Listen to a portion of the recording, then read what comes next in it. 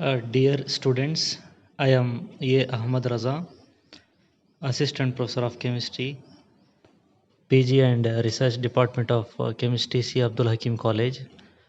In this video, we will discuss about metal clusters. We will begin with the introduction of metal clusters, followed by preparative methods for metal clusters, and finally some typical reactions of metal cluster compounds. Actually, this topic is coming under structural and coordination chemistry of first semester, unit 2.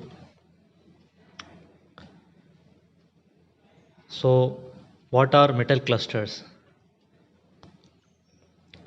Metal-metal bond is a bond between two metal centers, particularly between two transition metal atoms, which ranges from a single to a quadruple bond. A quadruple bond means the number of bonds will be 4 between metal and metal. The existence of metal-metal bond in transition metals is mainly due to the presence of n plus 1 s orbitals, n plus 1 p orbitals and nd orbitals as valence shell electronic configuration. The transition metals can form three general types of bonds such as covalent bonds, dative bonds and weak metal-metal symmetry interactions, where covalent bonds being the strongest and symmetry interactions are the weakest. The compound containing a large number of metal-metal bonds forming triangular and larger structures are called cluster compounds. However, these also include linear metal-metal bonds. The metal clusters can also be defined as any entity that contains a metal-metal bond.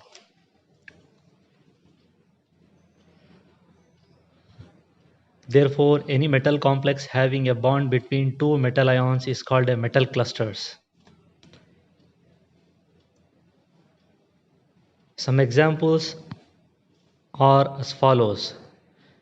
In these examples from 1 to 6, we can see that there are bonds between metal-metal. Say for example, in the first example,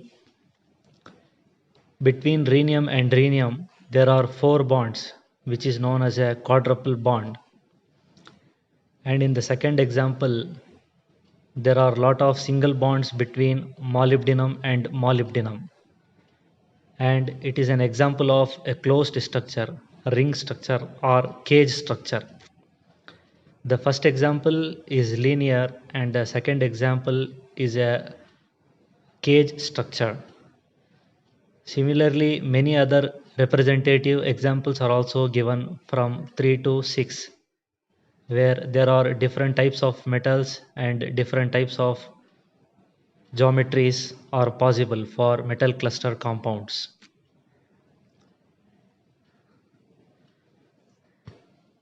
Cluster compounds contain metal-metal single or multiple bonds and form rings or linear chains.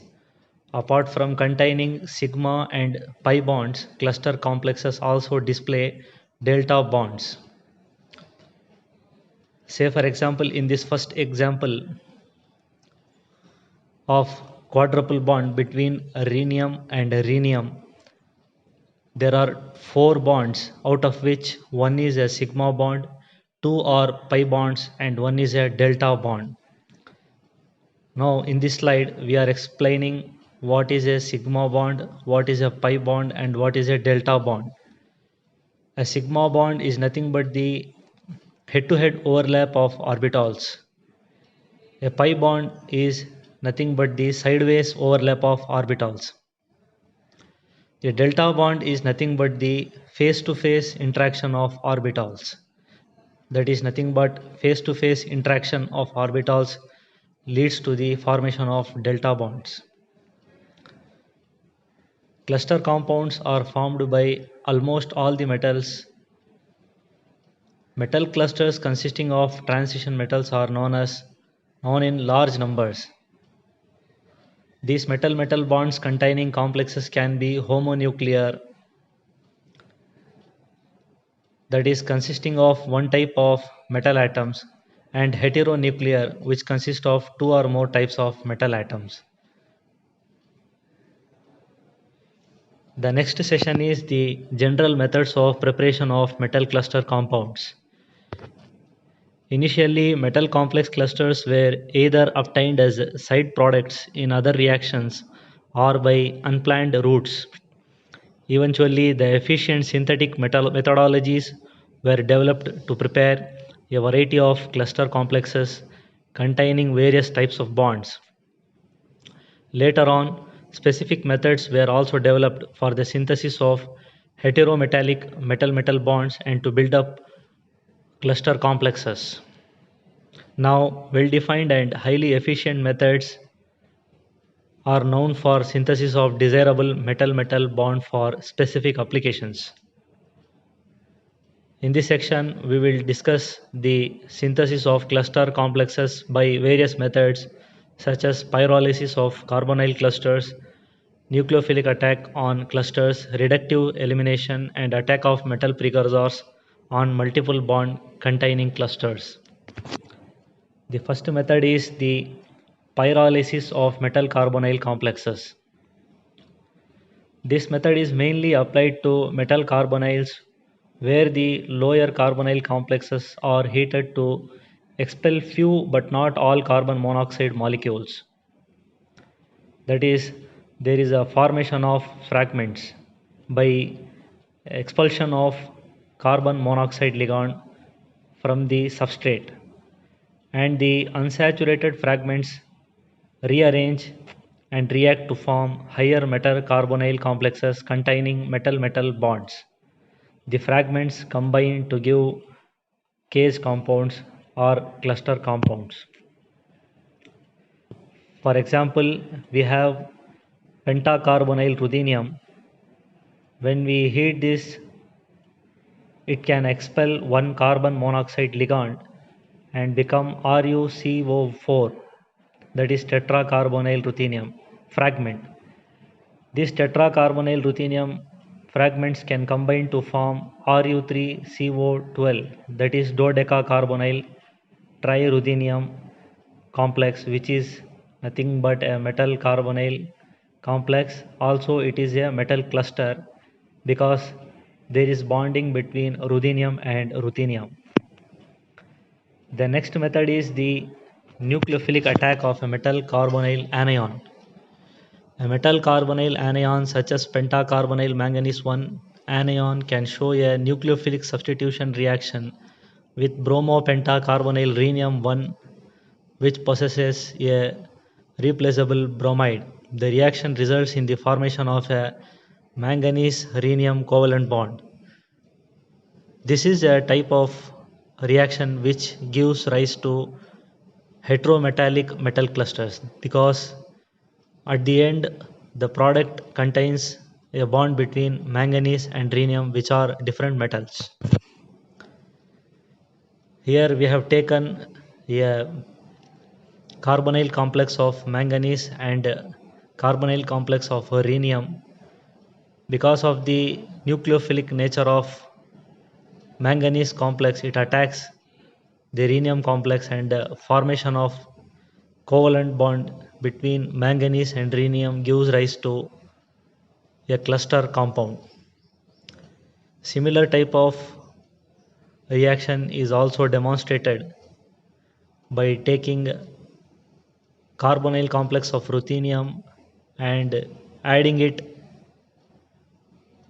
the carbonyl nucleophile of iron to give rise to a cyclic structure in which there is a bonding between iron and ruthenium.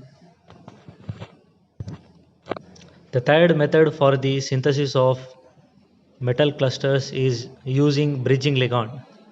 Few chelating ligands such as common diphosphenes has the ability to either act as a chelating ligand to bind one metal ion or to act as bidentate ligand to coordinate with two metal ions.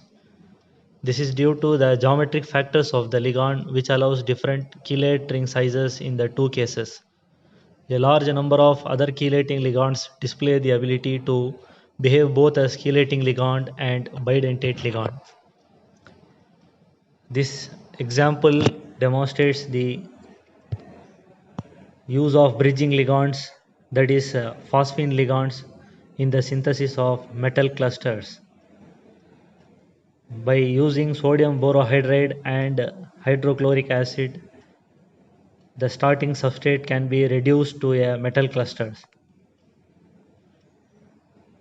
The last method for the synthesis of metal cluster is by the addition of a metal carbene complex to a metal complex. This method was developed on the basis of isolobal analogy.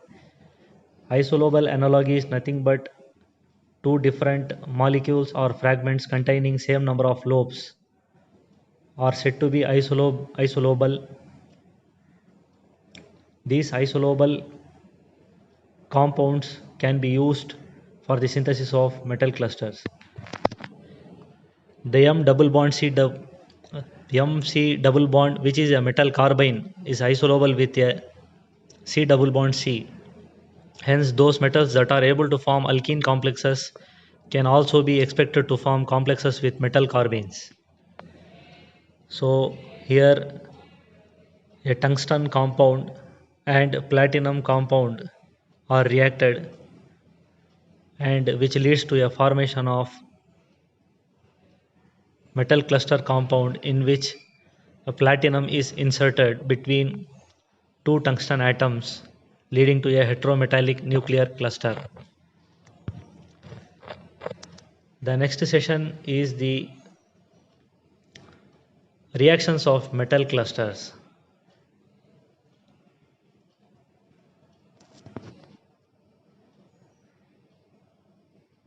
Cluster compounds display a variety of reactions. Metal clusters display a large variety of chemical reactions and hence exhibit rich and unusual organometallic chemistry. It is, however, difficult to predict the outcome of the reactions and to rationalize a reaction pathway. Reactions on the metal clusters containing a multiple metal-metal bond often takes place at the multiple bonds. The type of reaction that cluster complexes undergo are reactions with electrophiles and nucleophiles, oxidative addition reactions and reactions on the metal-metal multiple bonds. Here we will give two examples of reactions of metal cluster compounds. First one is the reaction with electrophiles. The proton H plus can be considered as the simplest electrophile because it is a zero electron species and smallest in size. Therefore, it can undergo addition reactions with a variety of compounds with great ease. The binding of proton to a metal cluster is expected to take place without much change in the cluster geometry.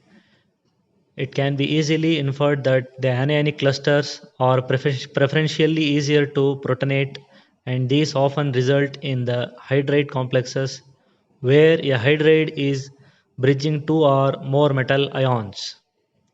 So hydride is nothing but H minus. For example, the rhenium carbonyl trinuclear cluster can undergo sequential protonation to form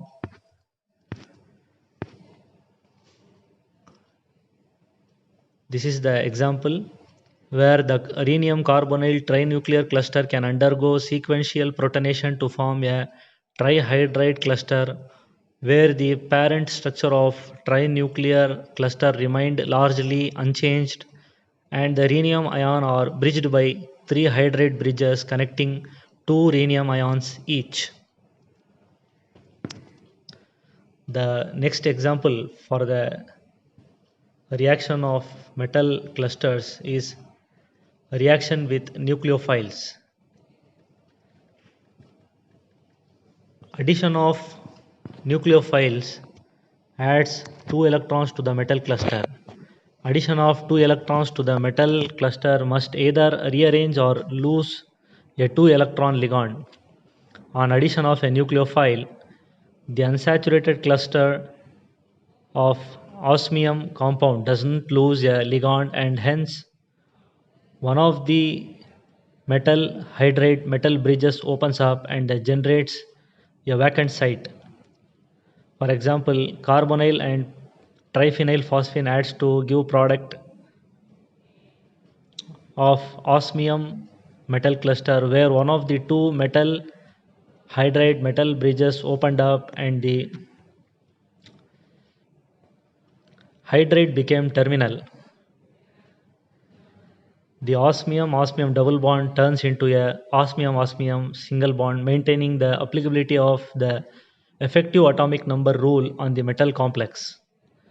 This is the example of reaction of a nucleophile with metal cluster. Here the triphenyl phosphine is the nucleophile which attacks the metal cluster of osmium compound. Here the effective atomic number of osmium compound is maintained. There is always a possibility of cluster fragmentation into various substituents, but in this complex there is no fragmentation. The structure is maintained till the end